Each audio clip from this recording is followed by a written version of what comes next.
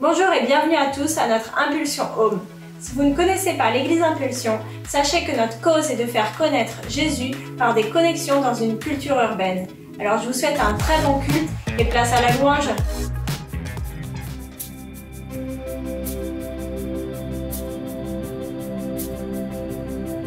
J'élève un alléluia en présence de mes ennemis. J'élève un alléluia plus fort que le doute en moi. J'élève un alléluia. C'est ma mélodie. J'élève un alléluia. Le ciel est là et combat pour moi. Je chanterai même dans la tempête. De plus en plus fort, je lèverai ma louange. L'espoir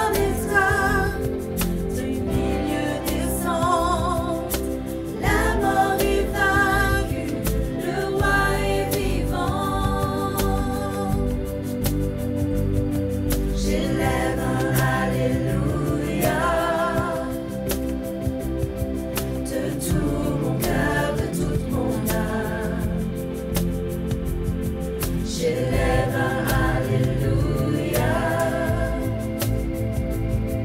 et je vois les ténèbres s'enfuir. J'élève un alléluia à ce mystère si grand pour moi. J'élève un alléluia. La peur a perdu son pouvoir. Je chanterai même dans la tempête. De plus en plus fort, je lèverai ma louange. L'espoir naîtra du milieu des cendres. La mort est vaincue, le roi est vivant. Chantons encore plus fort.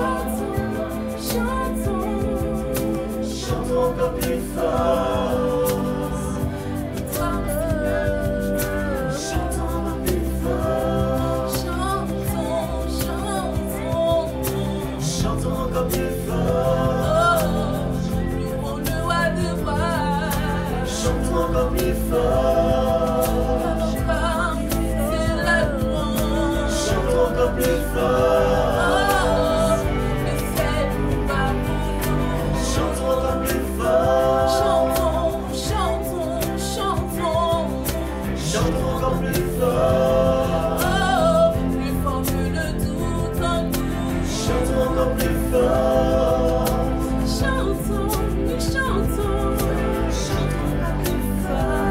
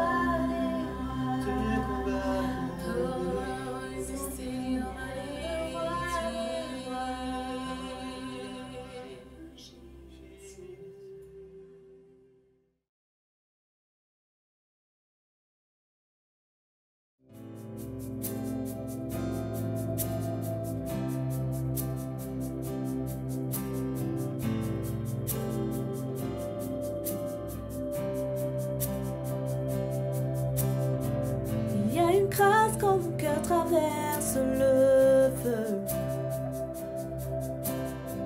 Une autre fois quand tout sombre autour de moi.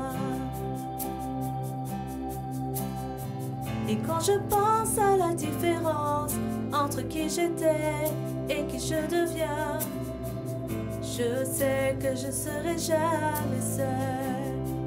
Il était avec moi dans le feu, là à mes côtés. Il était présent dans la tempête, apaisant les mers.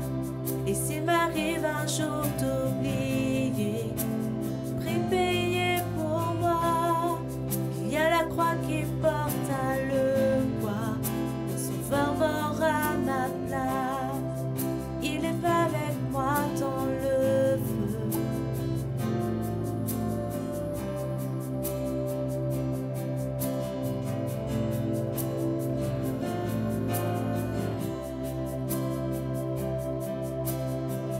Toute ma tête a quitté, oui, à tout jamais. Le péché n'a plus aucun pouvoir sur ma vie. Et s'il m'arrivait de retomber entre qui j'étais et qui je deviens, quand bien même je ne céderai pas à ce monde, je sais que je ne serai jamais seule, car il est avec moi dans le feu, là à mes côtés. Oui, il est présent dans la tempête, apaisant les mers. Et s'il m'arrive un jour d'oublier, la puissance de sa grâce. Il y a un tombeau qui est bien vide, et cette puissance vit en moi. Il était avec moi dans le feu. Oh, oh, oh. Il était avec moi dans le feu. Oh, oh, oh. Il est avec moi dans le feu. Oh, oh, oh.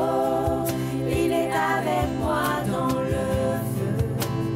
Oh, oh, oh. Et je vois la lumière dans les ténèbres, alors qu'elle fuit devant lui. Chantons dans les cieux un rugissement quand sa gloire nous envahit. Je sens la terre trembler là sous nos pieds, alors que les murs s'effondrent. Rien ne peut nous séparer, rien ne peut nous séparer.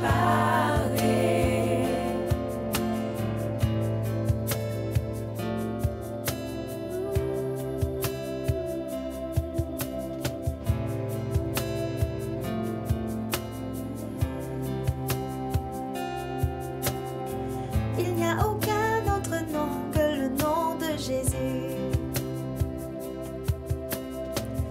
Lui qui était, qui est et sera à jamais. Donc peu importe ce qui adviendra, entre qui je suis et qui je deviens, je sais que je ne serai jamais seule. Je sais que je ne serai jamais seule. Il sera avec moi dans le feu, là à mes côtés. Il sera présent dans la tempête, apaisant les mers. Laissez m'arriver un jour d'oublier ta bonté envers moi. Je me réjouirai même dans l'épreuve, car je sais que tu es là. Je vois la lumière dans les ténèbres, alors qu'elle fuit devant lui. J'entends dans les cieux un rugissement quand sa gloire nous envahit. Je sens la terre trembler là sous nos pieds, alors que les murs s'effondrent. Rien ne peut nous séparer, rien ne peut nous séparer. Avec moi dans le feu, là à mes côtés. Il sera présent dans la tempête, apaisant les mers. Laissez m'arriver un jour d'oublier ta bonté envers moi. Je me réjouirai même dans l'épreuve, car je sais que tu es là. Je me réjouirai même dans l'épreuve, car je sais que tu es là. Je me réjouirai même dans l'épreuve, car je sais que tu es là. Je me réjouirai même dans l'épreuve, car je sais que tu es là. Je me réjouirai même dans l'épreuve, car je sais que tu es là.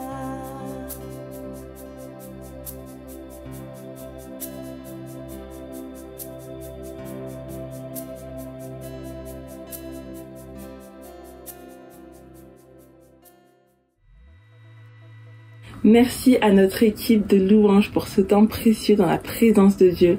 Nous allons maintenant passer à un temps d'annonce. La première annonce est que, comme vous le savez, nous sommes repartis pour une seconde période de confinement.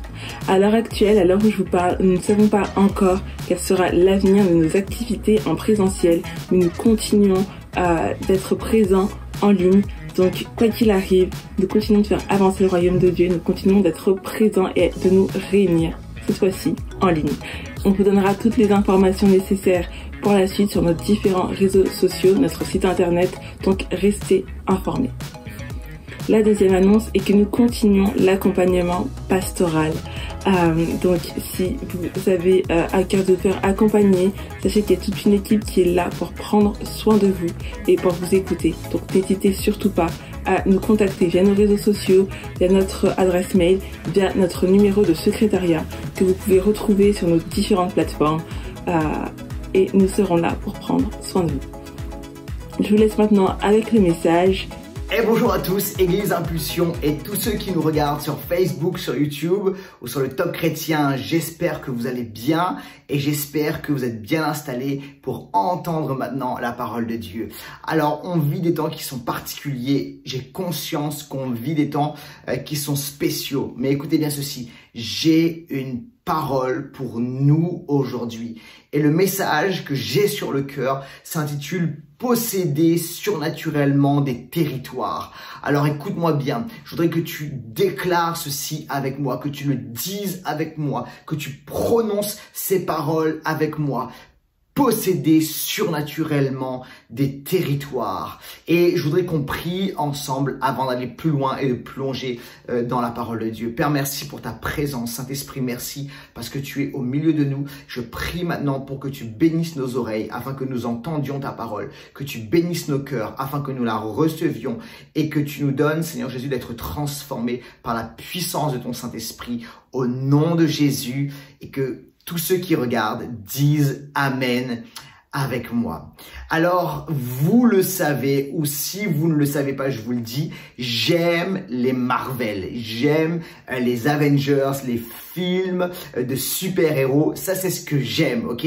Et en tant que fan de Marvel, il y a des choses qui arrivent très souvent. En fait, dans les Marvel, il y a bien souvent des méchants qu'on appelle des vilains qui viennent de l'espace, d'accord? Et qui veulent conquérir, détruire la Terre, asservir les êtres humains. Et il y a de super-héros, d'accord? Notamment Iron Man, Hulk, Spider-Man, Captain America, etc. Et qui se lèvent et qui empêchent ces vilains, ces puissances venues de l'espace faire du mal à l'humanité. Et la réalité, c'est quoi, les amis? C'est qu'il y a réellement des vilains qui sont spirituels, qui viennent d'en haut, ok, qui viennent du ciel et qui veulent impacter de manière négative la terre, asservir les êtres humains et amener la terreur et le mal. Et c'est tout le message aujourd'hui. Souvent, écoutez bien ceci, il y a des réalités célestes qui ont un impact sur la terre. Et je voudrais qu'on lise un texte ensemble ensemble. Et on va aller dans Juges au chapitre 16. Alors si tu as ta Bible, prends-la, sinon ça va apparaître à l'écran. On va aller dans Juges, ok, dans l'Ancien Testament, dans la Bible hébraïque. On va aller dans le chapitre 16 et on va commencer au verset 19. Et après, on va aller plus loin. Juges 16, 19. Voici ce qu'il est écrit. Dalila endormit Samson sur ses genoux, puis elle appela un homme pour lui couper les 7 tresses de sa tête. Ainsi, elle commença à le maîtriser car il perdit sa force. Alors, même si vous n'êtes pas, comment dirais-je, des lecteurs de la Bible aguerris, vous connaissez certainement cette histoire. C'est l'histoire de cette femme qui s'appelle Dalila, qui séduit Samson. Et Samson a une force extraordinaire qui lui vient de Dieu. Et le secret, c'est que s'il coupe ses longs cheveux, ses longues tresses, il perd de sa force. C'était une alliance, une promesse entre Dieu et lui. Et Samson, dans la séduction, pris par la séduction de Dalila, lui donne son secret et Dalila fait couper les tresses de Samson et le maîtrise. C'est ce qu'on a lu ensemble. Maintenant, je voudrais qu'on aille un peu plus loin et on va aller au verset 23. Et je voudrais que tu puisses lire ce passage avec moi, ce verset avec moi, parce que moi, il y a un truc que j'avais pas vu. Il y a quelque chose dans cette histoire que j'avais pas vu. Peut-être que tu as eu l'habitude, tu connais cette histoire, peut-être que tu as été à l'école du dimanche, tu es chrétien, dans une famille chrétienne depuis longtemps, d'accord? Et tu connais l'histoire de Samson, avec les cheveux de Samson, etc. Et le super-héros Samson. Mais, je sais pas si c'était comme moi, mais il y a quelque chose que j'avais pas vu et qui change tout dans cette histoire. Et ça se trouve au verset 23. Et on va le lire ensemble. Verset 23. Les princes des Philistins s'assemblèrent pour offrir un sacrifice important à Dagon, ou Dagon, leur dieu, et pour se livrer aux réjouissances. Oh oh. Ils disaient, c'est notre Dieu qui a livré entre nos mains notre ennemi Samson. Ok, là il y a quelque chose qui est très fort. Et je voudrais commencer directement avec mon premier point. Et mon premier point est le suivant. L'origine est surnaturelle. Alors, écoute-moi bien, l'origine est surnaturelle. Note-le si tu as un notebook et si tu suis avec moi en prenant des notes, note ceci, l'origine est surnaturelle parce que c'est mon premier point. Écoute-moi, Samson a fait face à un problème naturel. Le problème naturel de Samson, c'était quoi? C'était la séduction. Ok. Et en fait, on fait tous face à des réalités qui sont naturelles. Des fois, il y a des oppositions, il y a des combats, il y a, comment dirais-je, des problèmes qui sont des problèmes naturels. Et parfois, il y a des blocages qui sont d'ordre naturel. Mais écoute-moi bien, ça va plus loin parce que il y a une autre réalité qui est spirituelle. En fait, il y a donc le naturel, d'accord, qui est là avec cette femme, Dalila, qui le séduit, tombe dans son piège. Et un peu plus loin, verset 23, on l'a lu ensemble, c'est que les Philistins, les chefs des Philistins font une fête parce qu'ils ont réussi à capturer Samson, leur ennemi. Et ils font une fête en l'honneur d'une divinité, de leur divinité entre guillemets, de leur dieu entre guillemets, qui s'appelle Dagon, Dagon. Et en fait, ils disent, c'est Dagon qui nous a livré Samson. Et en fait, écoutez bien ceci. Dagon était la puissance spirituelle qui était adorée par les Philistins. Autrement dit, c'était une puissance spirituelle territoriale qui régnait dans tout le pays des Philistins. Et c'est très intéressant parce que Dagon était représenté comme mi-humain, mi-poisson. Et écoutez bien ceci, c'est un symbole très fort de la séduction. Et c'est le symbole de la sirène, de celle qui appelle, de celui qui appelle, qui séduit, et en fait pour détruire, pour tuer, qui vient ensorceler pour détruire.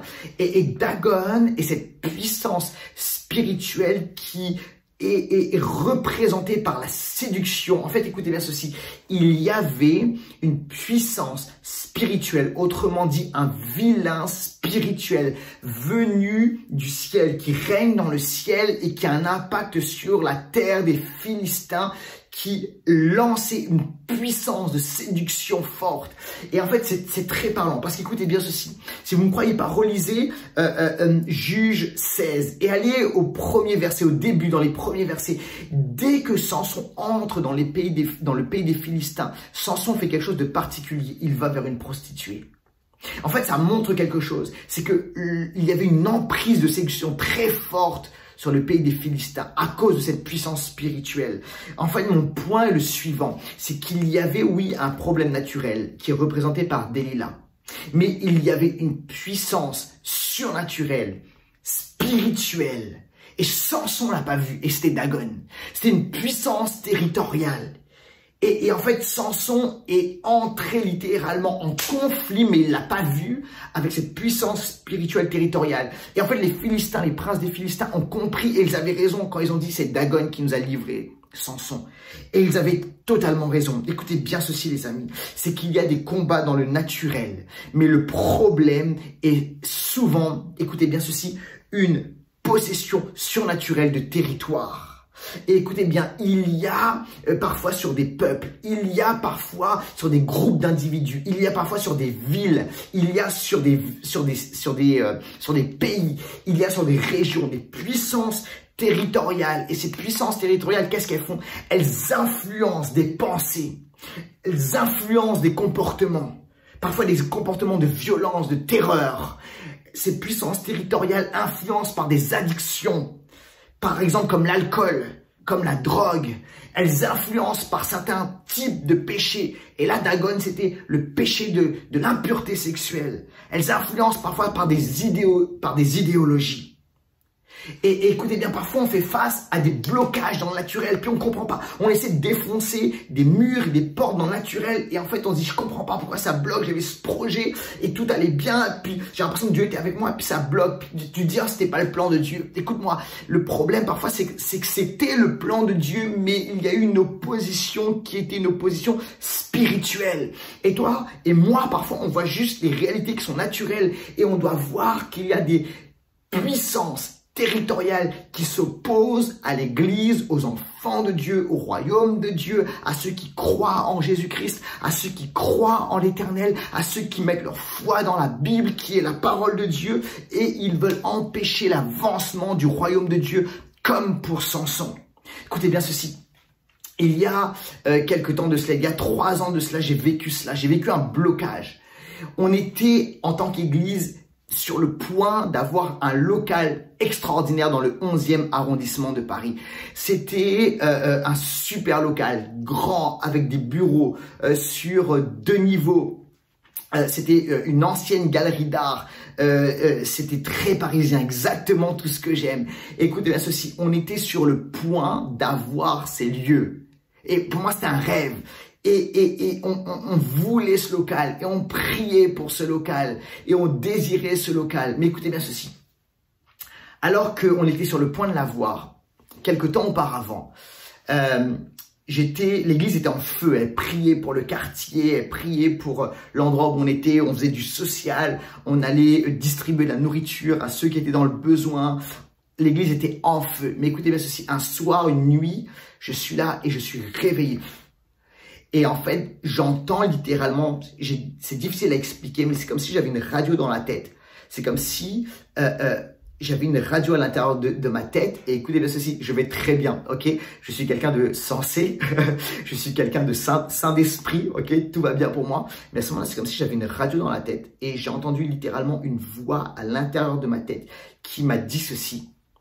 Dégagez d'ici, c'est notre territoire, on ne vous veut pas ici. Et j'étais choqué, les amis. J'en ai parlé, j'ai reçu un message qui, à mon avis, vient de quelque part spirituel, là.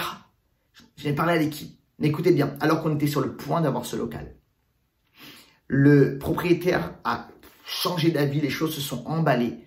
Et on est passé de ceux qui devaient avoir ce local à ceux qui se sont retrouvés à la porte. Un jour, porte fermée, bloquée. Et écoutez bien, je crois qu'à ce moment-là, on a fait face à une réalité qui était spirituelle. L'origine était surnaturelle. Mais écoutez bien, j'ai une bonne nouvelle. Oh, j'ai une bonne nouvelle. C'est qu'à quelques temps après, on a reçu un message d'un pasteur qui est en Roumanie, parce qu'on a des gens dans notre équipe, dans notre staff qui viennent de Roumanie, et ils ont demandé la prière. Et un pasteur qui connaissait rien du tout, et on leur avait pas expliqué, nos leaders ne leur avaient pas expliqué la situation. Et il leur a dit ceci: j'ai vu une porte qui était fermée, c'était un local avec une porte fermée et un cadenas qui était tout était bloqué, et c'était exactement ce qui s'était passé. Il savait pas, mais c'était exactement ce qui s'était produit. Mais écoutez bien, il dit ceci, il dit, mais j'ai reçu une parole de Dieu, c'est que Dieu va vous redonner ce local. Dieu, ce local est pour vous, et Dieu va ouvrir les portes, et il va redonner au royaume de Dieu, à l'église, ce local. Waouh! Et moi je dis amen, je dis alléluia, parce qu'il y a oui une origine surnaturelle qui combat contre nous, mais plus que ça, il y a une origine qui est au-dessus, qui est surnaturelle. C'est notre Dieu, c'est l'Éternel, c'est Jésus qui combat pour nous et pour son église, et il a promis que nous aurons ce local. Alors écoute-moi bien, tu fais face à des réalités qui sont naturelles, l'origine est surnaturelle, et puis il y a des blocages, mais la bonne nouvelle, c'est que notre Dieu est au-dessus de toutes les puissances spirituelles, que Jésus les a vaincus à la croix, et il te donne la victoire. Il promet des choses sur ta vie, il déclare des promesses sur ta vie, et le Seigneur combat pour toi. Alors change de perspective et commence à prier Jésus, commence à invoquer Jésus et à déclarer que toutes les puissances spirituelles, toutes les principautés spirituelles sont sous les pieds du Seigneur, et qu'il te donne la victoire maintenant. Mais comprends que l'origine est surnaturelle. Que quelqu'un dise amen à cela, que quelqu'un envoie un like et un cœur alors que je prêche maintenant. Alors premièrement, l'origine est surnaturelle, et j'espère que tu es toujours avec moi. Deuxièmement, l'origine des territoires. Je voudrais qu'on voit ensemble bibliquement comment ça fonctionne, d'où ça vient, cette histoire de territoire, des territoires qui sont pris surnaturellement. Et je voudrais vous démontrer ceci bibliquement. Et on va aller dans la parole de Dieu. J'espère que vous aimez la Bible, parce qu'on va regarder dans la Bible maintenant. Il y a un truc qui s'est passé au moment de Babel. Je ne sais pas si vous vous souvenez de l'histoire de Babel, Genèse chapitre 6. Il y a ces êtres humains qui veulent construire une tour et toucher le ciel. Ça, c'était l'orgueil et la prétention. Et il y a un projet unité, mais qui est une unité mauvaise pour, comment dirais-je, se mettre à la hauteur de Dieu. Et il y avait de l'orgueil là-dedans. Et en fait, il y a un truc qui se passe. C'est que Dieu, à ce moment-là, envoie une division, d'accord, avec les langues qui arrivent.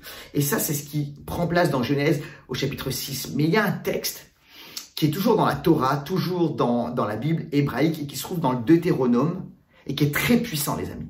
Et en fait, il faut qu'on lise dans la Bible français courant. Parce que, je passe un peu tous les détails, mais dans la Bible français courant, en fait, c'est la bonne traduction. On a compris, les historiens, les archéologues bibliques ont découvert des manuscrits qu'on appelle les manuscrits de la mer morte, les manuscrits de Qumran. Et cette traduction est la bonne traduction. Et on va aller dans Deutéronome 32, versets 8 et 9. Et là, en fait, c'est les backstage. C'est l'arrière-coulisse. Et un truc qui prend place à ce moment-là dans l'histoire de Babel. Et on lit ensemble Deutéronome 32, 8 et 9. Écoutez bien, c'est très puissant. Lorsque le Dieu très haut a réparti les pays entre les hommes. Ok, Babel. Il a fixé les frontières des nations. Il a placé chaque peuple sous l'autorité d'un être céleste. Mais il s'est réservé le peuple d'Israël.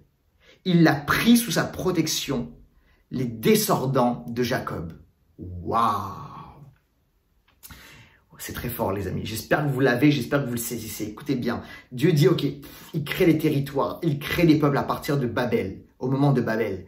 Et il y a quelque chose qui prend place dans le monde spirituel, c'est que Dieu place ces peuples-là, ces territoires-là, sous l'autorité d'un être céleste. Chaque peuple, chaque territoire a un être céleste, une puissance spirituelle, un prince spirituel, d'accord, qui gouverne sur cette nation et sur ce pays. Et Dieu de l'Éternel dit, Yahweh dit, moi je me réserve Israël. Et à partir de là, il appelle Abraham, c'est là ça commence, d'accord. Après, il appelle Abraham, il sort Abraham et d'Abraham va sortir tout le peuple d'Israël. C'est très fort, écoutez bien ceci.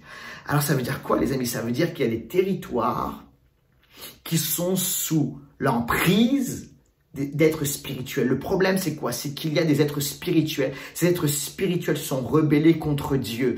Et on va aller plus loin. Alors là, je vais dans les psaumes. On va dans les psaumes et on va au chapitre 82, verset 1. Psaume 82, verset 1. Et ça, c'est de la viande spirituelle. Parce que Dieu rend la justice contre les dieux, entre guillemets, d'accord? Et dans l'hébreu, c'est les Elohim, d'accord? Ça veut dire les êtres spirituels. Ok, et on va lire ensemble, parce qu'ils se sont rebellés, ils n'ont pas fait ce qu'ils devaient faire. Dieu se tint au conseil divin, il y a un concile, il y a un conseil divin, ok, au milieu des dieux, ok, le mot c'est Elohim, et il rend la justice. Et on va plus loin, versets 6 à 8, vous êtes des dieux, oui, vous êtes tous des fils du Très-Haut, cependant vous périrez tous comme tous les hommes. Ô Dieu, lève-toi et viens gouverner le monde, car tu as pour possession tous les peuples. Alors, à un moment, Dieu est là, il y a son concile d'être spirituel. Et Dieu dit, vous vous êtes mal comportés. Vous avez mal agi. Vous avez agi dans la méchanceté. Et Dieu rend son jugement. Et il les juge. Et il leur dit, vous allez périr.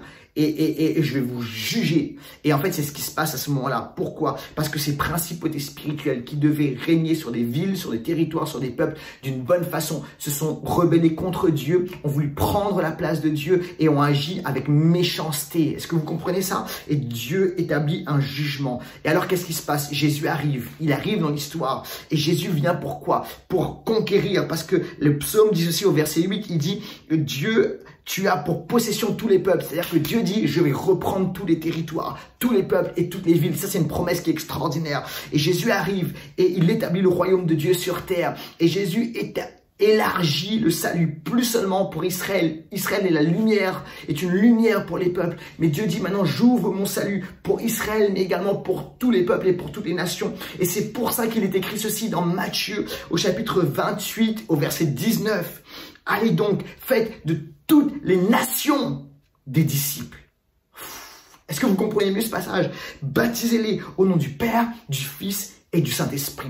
Et en fait, Jésus accomplit la parole qui est prononcée dans le psaume 82 quand Dieu dit, quand la parole dit que Dieu a possession de tous les peuples. Et nous sommes appelés à faire cette œuvre-là. Nous sommes appelés à amener le royaume de Dieu, à reprendre des territoires pour le Seigneur, pour l'Éternel, pour le Roi des rois. Mais il y a une réalité qui est spirituelle et il faut comprendre. Et ça, c'est l'origine des territoires. Ça, les amis, j'espère que vous le recevez, c'est extrêmement puissant. Alors, nos villes, la France, nos pays, des peuples, certaines compréhensions, certaines théologies, certaines compréhensions de Dieu, c'est alimenté par des puissances spirituelles. C'est pas l'Éternel.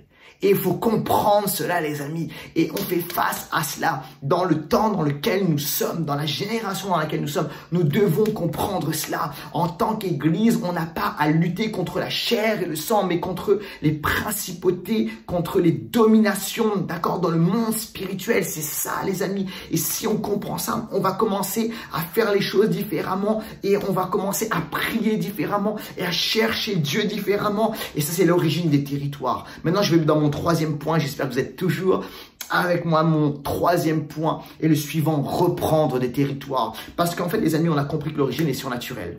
On a compris l'origine des territoires, mais on doit maintenant comprendre et saisir comment reprendre des territoires. La question, c'est comment faire. Comment faire? Et je voudrais vous donner 3 indices. Je voudrais vous donner 3 clés. La première clé est la suivante. Jeûne et prière. Jeûne et prière. C'est ce qu'a fait Daniel. Daniel a déplacé, littéralement, alors qu'il était dans le jeûne et dans la prière, une principauté spirituelle. Et on va lire ensemble Daniel au chapitre 10 et au verset 12. Voici ce qu'il écrit. N'aie pas peur, Daniel. Dès le premier jour, ta prière a été entendue. Et je me suis mis en route pour t'apporter la réponse. Et on va au verset 13. Mais l'ange protecteur de l'empire de Perse s'est opposé à moi pendant 21 jours, jusqu'au moment où Michel, l'un des principaux anges, ou un archange, ça dépend des versions, est venu à mon aide.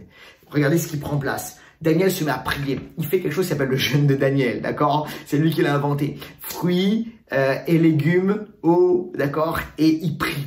C'est ce qu'on fait. Nous, on fait ça à l'église Impulsion. Je vous invite à vivre ça, à faire ça des jeûnes de Daniel. Et il se met à jeûner et à prier. Et alors qu'il se met à jeûner et à prier, il y a des réalités qui prennent place dans le naturel. Mais en fait, là, il commence, ses yeux s'ouvrent sur les réalités spirituelles. Et en fait, qu'est-ce qui se passe? Il y a une puissance spirituelle. Certaines versions disent le prince de Perse ou le roi de Perse. La Bible ici, français courant, dit l'ange protecteur de l'empire de Perse. Et du coup, on comprend très bien ce que c'est. Et regardez ce qui prend place. On voit que Michel intervient. Michel, c'est qui? C'est un archange. Donc en fait, ici, c'est pas un roi qui est naturel. C'est un roi qui est spirituel. Vous comprenez? C'est des réalités spirituelles. Mais qu'est-ce qui se passe?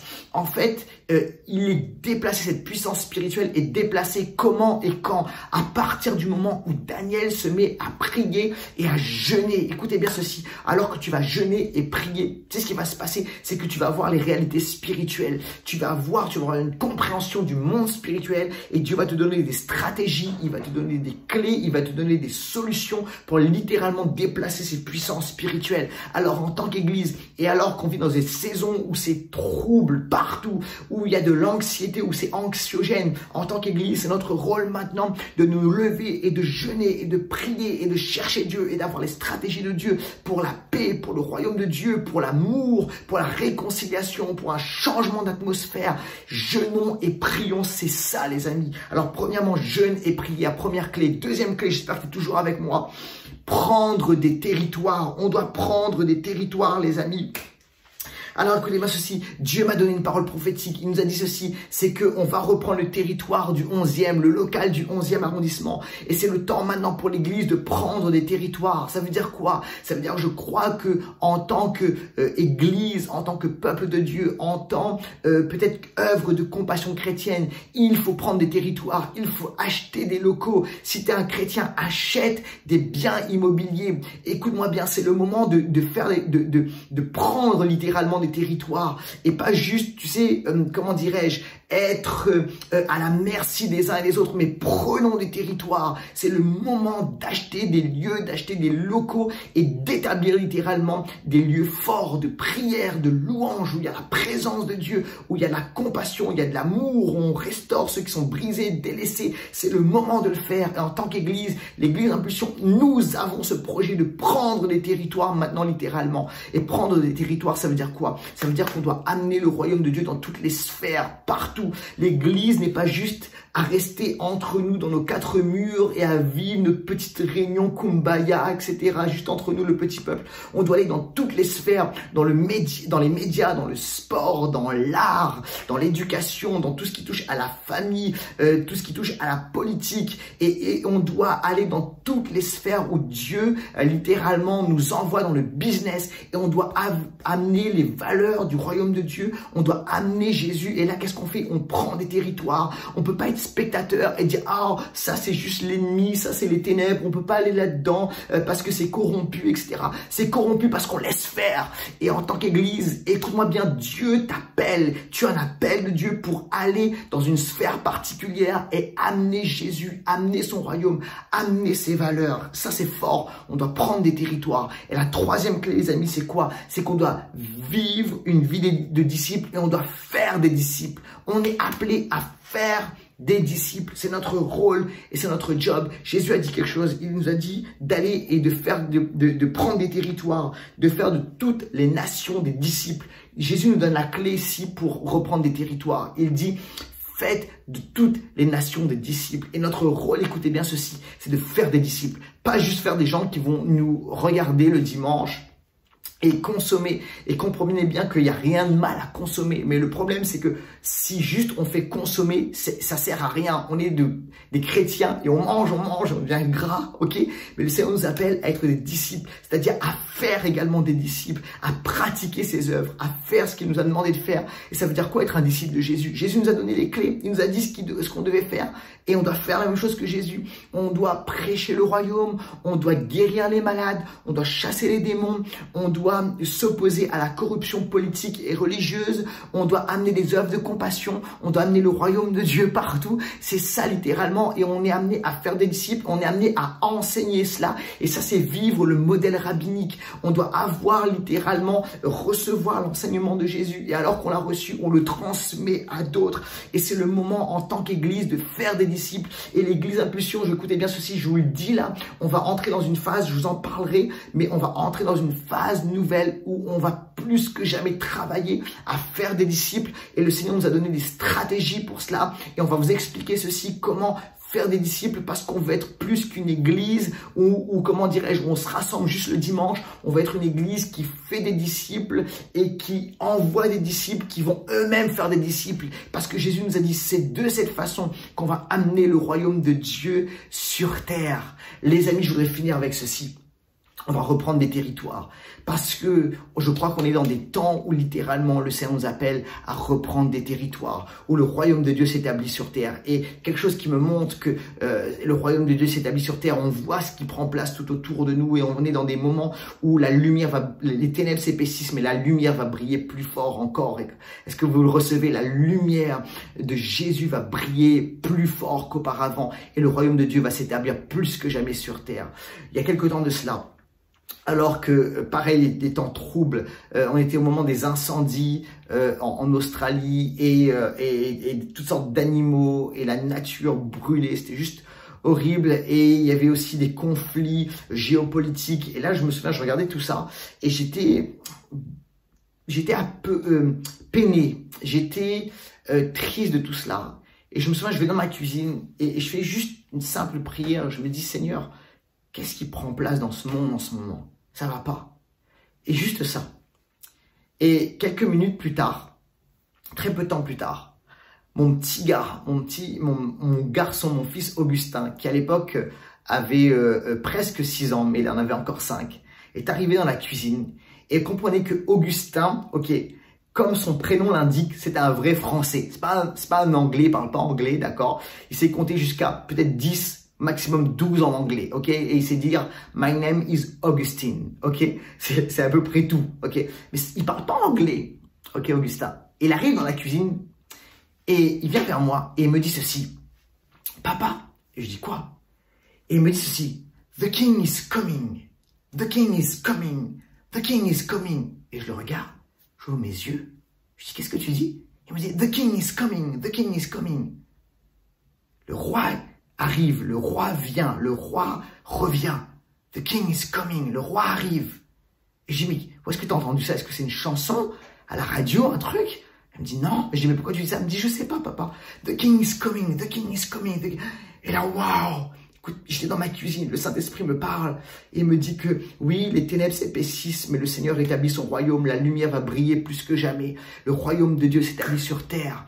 Et en tant qu'Église, tu dois comprendre ceci. The King is coming. Le roi arrive. Le roi arrive. Le Messie, le Mashiach arrive. Et on doit saisir cela. Et on doit entrer dans cette vague. On doit briller plus que jamais et faire briller l'amour de l'Éternel, l'amour de Jésus, l'amour du Seigneur, plus que jamais auparavant. Et en tant qu'Église, c'est le moment maintenant de se lever et de reprendre des territoires au nom de Jésus. Et je vais prier maintenant, alors qu'on finit ensemble. Père, je prie pour tous ceux qui regardent cette vidéo. Et je prie pour tous ceux qui vivent des combats dans le naturel, mais la réalité est surnaturelle. Je prie maintenant, Seigneur, qu'ils entrent dans ce programme de jeûne, de prière. Je prie qu'ils entrent dans ces réalités afin qu'ils voient le monde spirituel et que tu leur donnes des clés, des stratégies.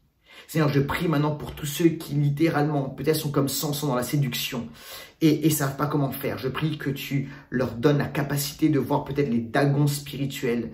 Et je prie pour qu'ils se lèvent maintenant remplis du Saint-Esprit, remplis de la présence de Dieu, remplis de discernement spirituel et qu'ils mettent fin à cette séduction maintenant dans le nom de Jésus. Je prie pour que l'Église dans ces temps puisse reprendre des territoires, acheter des territoires. Je prie pour que ceux qui écoutent cette vidéo sentent un appel de Dieu dans une sphère particulière, dans le business, dans le sport, dans les médias, dans l'art, dans le domaine de la politique, mais avec les valeurs du royaume de Dieu. Et dit, Seigneur, le Seigneur m'appelle, je me lève et je vais amener Christ, je vais amener le royaume de Dieu, je vais amener les réalités de l'Éternel dans ces sphères afin de reprendre des territoires. Et je prie pour notre pays qui est en ce moment même secoué.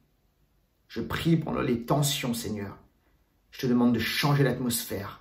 Et je prie maintenant pour que les puissances spirituelles, les principautés spirituelles qui dynamisent des pensées, des théories, des doctrines religieuses, je prie maintenant, Seigneur Jésus, que tu puisses te lever et juger ces puissances spirituelles et arrêter cela. Et je prie maintenant pour que l'atmosphère change sur notre nation de France. Je prie cela au nom de Jésus. Amen. Que Dieu vous bénisse. Je vous aime les amis. À très bientôt. Au revoir.